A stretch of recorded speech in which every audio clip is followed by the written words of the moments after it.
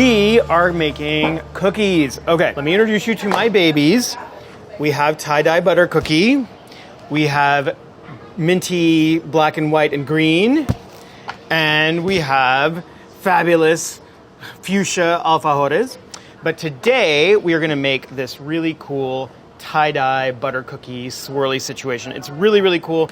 These are the covers of the December issue. Tie-dye's having a moment, and so I kind of wanted to incorporate this pattern into a cookie.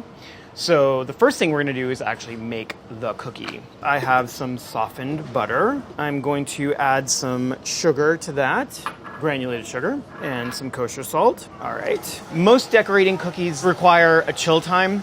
And I didn't really want a chill time. I wanted you to spend time decorating the cookie. I didn't want you to have to make a cookie and then chill it for 3 hours and then cut it and all that stuff. We're gonna mix it, roll it, bake it, cool it down, and then we're gonna decorate.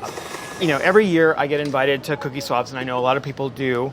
But let's face it, it's a competition, right? So everybody's, judging. And certainly it's about taste and flavor, but when you walk in the door and you see like the really beautiful cookie, like it doesn't matter if it tastes great or not, that beautiful showstopper cookie is what gets all the attention, and that's the one that everybody's gonna flock to. I wanted to create cookies that were gonna be that powerful, that iconic, but also easy, because I want a beautiful cookie, but I don't want to spend hours decorating one.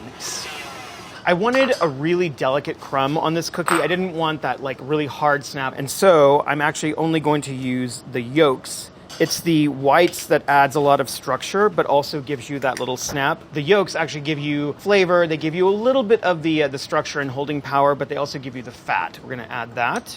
In the recipe, I call for either vanilla extract, which is this, or vanilla paste, which is this. I love vanilla paste. You can actually see the vanilla beans suspended in the liquid, and you can just sub in a 1-for-1 vanilla paste to vanilla extract. You would want to make sure that everything was well blended. So now I'm going to add the flour. This is just regular all-purpose flour. You want to see the dough pull away from the sides of the bowl on its own, and that is my cue that this dough is ready. So I'm going to roll this out on parchment. I'm just going to pat this out, and your dough should actually be pretty cool at this point. Dust a little bit on the top just to make sure that I'm not going to stick, and just give it a little roll. Sticking a little bit to my pin. If that happens to you, then just flour your pin. And you want this to be a little less than 1/4 of an inch thick. You want it to have a little bit of heft so it can hold the weight of the icing, but not so thick that it's just really heavy. All right, that looks pretty good and even. Because there's so much going on with the actual glaze, I want the shapes to be really simple. So I kind of just raided our little cabinet. All right, so this is rainbow. Do we have the unicorn? Let's do the unicorn. All right, we have 2 unicorns. This one looks kind of more like a horse, but whatever. We'll do both. It actually kind of looks more like a dinosaur because the horn is going straight up. We have the cheap unicorns, but that's fine. They'll be cool once they're tie-dyed. What I like to do to get these up, just peel off a little bit of the edge, and I will collect all the scraps and I will re-roll those. And then I just take an offset, and if you floured your parchment properly, nothing should stick and it should come right out. Doughs that you have to chill really bug the crap out of me because, if I want cookies, it's probably a cookie emergency and I need cookies right now, not 4 hours from now. And you can actually put these pretty close to each other because they're not going to spread at all. I mean, it might, move a millimeter or 2, but for the most part, it's going to keep its shape. Okay, so your scraps, you can just roll up and just pat it, roll it, and do it again. So these are ready to go in the oven. So 350 degrees, middle rack, 10 to 12 minutes. Just make sure you watch them because they're really thin and they go from nice and lightly golden to really deep golden very, very quickly. If your oven is running hot, it's going to go a lot quicker. If it's running low, it may take up to 15 to 16 minutes. All right, it's been about 11 minutes. These are perfect. We've got a nice little golden brown edge, but the cookies are still really blonde on the top. So I'm just going to let those sit. I'm going to look over at Morocco and see what he's doing. You're not going to be happy. What are you making? Think of it as like a tofu picanillo. What? You'd be upset. Wait, I told but you not to look this way. well, okay. Well, at least tell me what chilies you're using. Rick, I said you were gonna be upset. Are you using chili Look powder? Away. Just look away. Oh Don't worry God. about it. Have I taught you nothing? Don't worry. Oh my God. All right. Yeah, here. Just no, Kevin. No, we're done. Censored. Morocco no longer exists. Tofu picadillo. No, but really, what chilies are you using?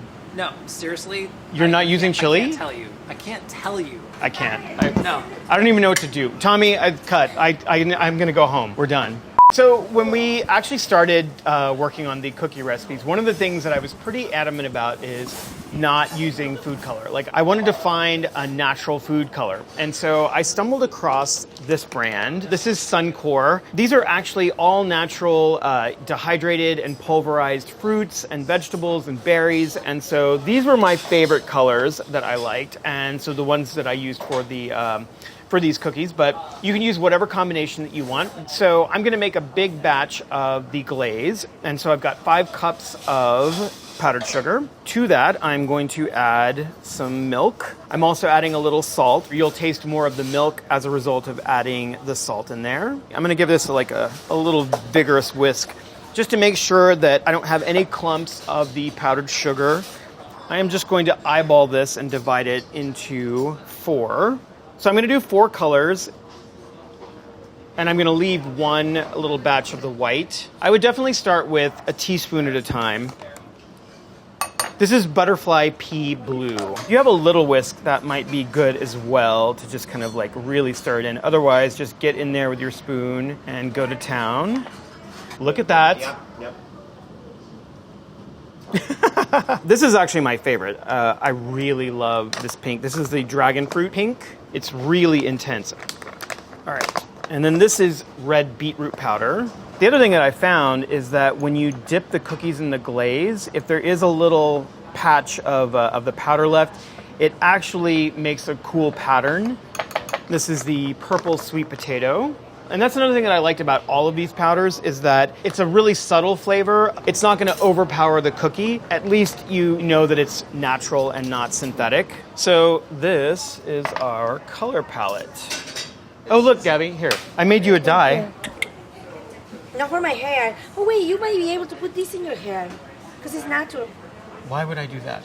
All right, we are ready to decorate. This, to me, is the easiest way to do this. And also, it's very, very forgiving. If you make a mistake, you can actually just wipe the glaze right off the cookie and start over again. I'm gonna put a little bit of the white glaze on the plate, and then it's cool to just kind of streak it, drop it. Pretend you're a painter. Do a little bit of red, because I'm feeling saucy, and a little blue. Kind of push it in gently. And then lift and just let it kind of smooth itself out. You can see there's like a few pockets of the unmixed food coloring, and that's fine too. If you want, you can kind of push the color to the edge of the cookie, but I'm actually pretty into this little swirl pattern. What I found is that you can continue to use this little pattern for 2 more cookies before it just gets too swirled and the colors will actually start to blend and mix together. I'm actually pretty happy with the way that looks. I love this little vein of blue in there. I think it's really cool. If you didn't want to use any white at all, choose one color that's maybe a little bit lighter and less intense, just so you have a nice contrast between like a dark and a light. I'm gonna do my unicorn. Just drop it in, make sure that all the cookie is getting in contact with the glaze, and then carefully lift. That's really cool. I'm really into that. I really like this technique. It's like super easy. You kind of don't know what's gonna happen. And also when you pull it up, you get those really cool streaks. I can guarantee you no one is going to have tie-dye cookies at the cookie swap, well, until they get their issue of Bon Appetit, and then everybody will. I'm gonna put unicorn on the very top because I like that unicorn. And that is how you win the cookie swap. I really like that unicorn. I should name him. This is Enrique. Unicorn Mágico. These are gorgeous, first of all. It's the kind of cookie that I don't want to eat because I don't want to ruin it. But you should just eat But it. I should probably just Yeah. eat it. I think I'm gonna eat it too. Very good. You ready, Morocco? Yep, coming in real hot. Real hot. I am coming in really sweet. What do you got for me? Yeah, it's for you, bud. Wow. Awesome. I have an All is not unglazed lost. cookie. I Thank you. I know how you hate sugar. I really like that cookie. I mean, and actually, I mean, in terms of preference for eating, I like it just like that, without any glaze. Did you use paste in this? I did. Oh. I'm not a monster. Come on. All right. I'm gonna taste this. I ate the whole thing, by the way. Oh God, you did. Well, thanks for my lunch. Okay. Yeah, you got it, man. Yeah. Actually, like, this is two of my favorite things in life, sweet and spicy. So thank you, Morocco, for my little spicy lunch, and thank me for this yummy cookie. And happy holidays. Make these cookies win the cookie swap.